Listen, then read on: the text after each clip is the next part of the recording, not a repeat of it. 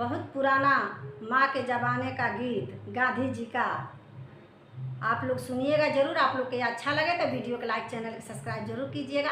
आप लोग के दिल से धन्यवाद।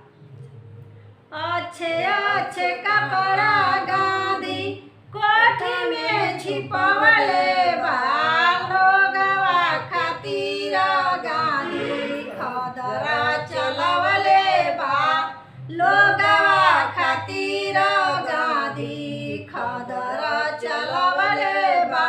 अच्छे अच्छे कपड़ा गांधी कोठी में छुपवले बा, लोगवा खातिर गांधी खदरा चलवले बा, लोगवा खातिर गांधी खदरा चलवले बा।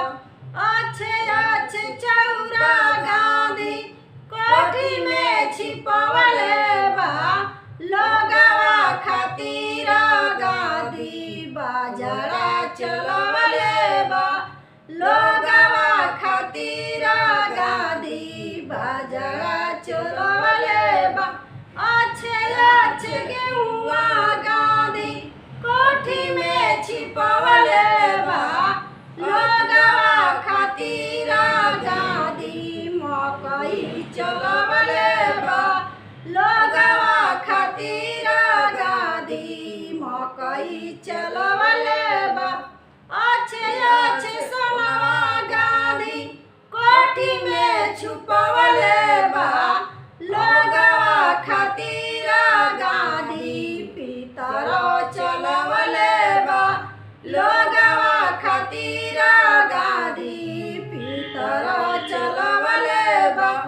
अच्छे अच्छे गहना गांधी कोठी में छुपवले बा, लोगवा खातिर गांधी पीतर चलवले बा, लोगवा खातिर गांधी पीतर चलवले बा।